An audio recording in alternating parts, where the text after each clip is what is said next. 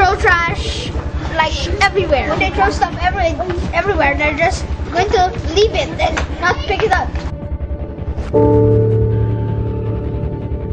Sila nagsasegregate ng mga dapat po nakalagay sa non-biodegradable, nakalagay sa mga biodegradable. Hindi naman po nila alam kung ano ang recyclable. So ano yung mga gamit ng recyclables, ano yung mga non-biodegradable, at yung mga hindi po sila marunong mag-segregate ng basura. Hindi po sila masyadong sumusunod sa mga nakakatanda sa kanila. Kawalan din po ng disiplina.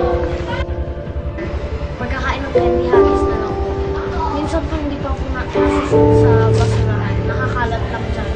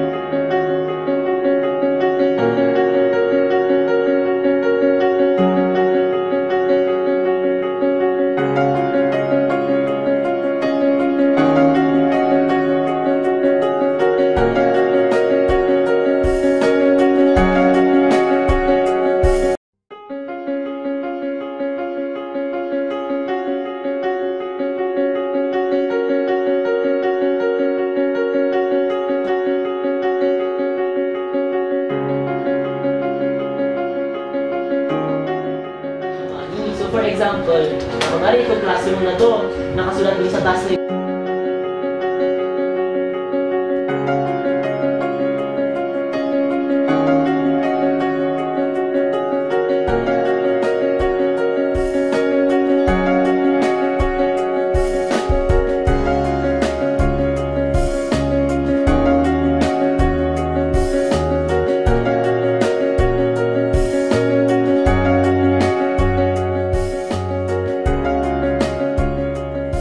kaya mas malakas na yung pagtutulungan nila.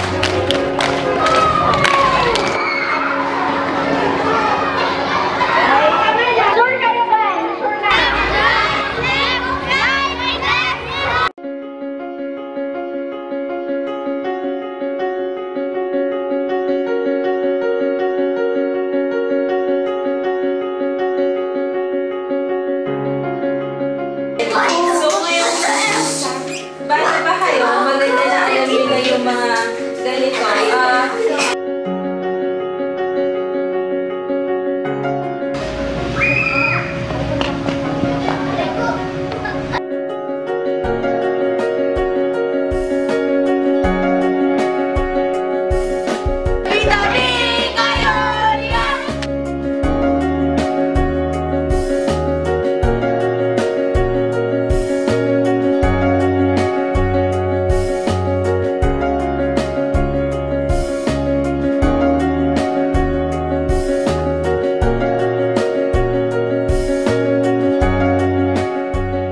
Ano yung natutunan mo sa buong Kidineros program?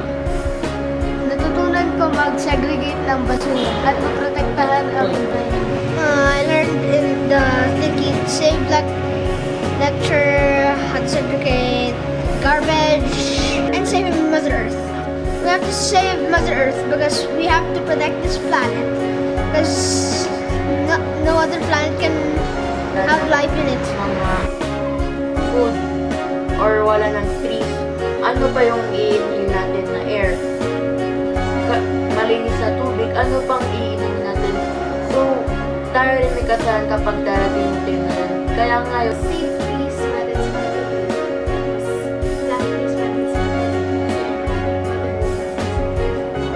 Kasi kapag hindi natin sila pa lang, dapat ma-involve na kayo dito, tsaka sumali na rin kayo sa mga program sa katulad ng ganito.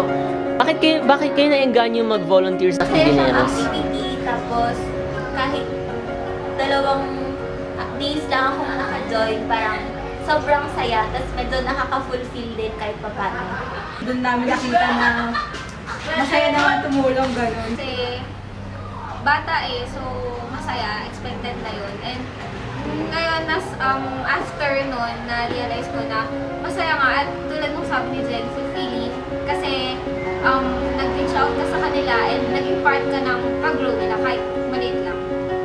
Masarap tumulong. Parang masarap ibahagi yung nalalaman mo. Siyempre, fulfilling kasi may natapos na bagay sa araw na yun. Fire people, inspired athletes. Ganun niya, na-push ako dito. Totoo yung habang bata pa sila, ganun, parang kailangan i-mold na talaga sila. Tapos according sa parents nga din nila, may natutunan din sila. So, parang malaking bagay talaga na mag-start muna sa mga kids, lalo pwede pa natin baguhin kung ano yung perspective nila sa environment, saka sa mga bagay-bagay. Kaya, kaya nilang magdulot ng malaking difference. Yun nga, sabi na nila pero mas maganda na nga na mag-start ng mas maaga. Kasi dadalhin mo na yun pag kita, tsaka kasama mo na yun. Nasa na yun, pag sistema mo kapag naituloy. And, ayun. Kung puno lang naman pag-usapan, hindi naman siya nakapagbigay ng wifi. Eh kung gano'n, oxygen lang naman binibigay niya, diba? So ano ba mas importante, diba? Wifi, oxygen. So parang gano'n lang yun diba? Maliit lang na kalat, kapag naipon yung maliit na yun, magiging malaking problema siya. So, Gawin itong posible, basta kung tulong-tulungan lang. So yun yung parang kailangan natin magtulungan para one way or another, maging successful ang isa't isa.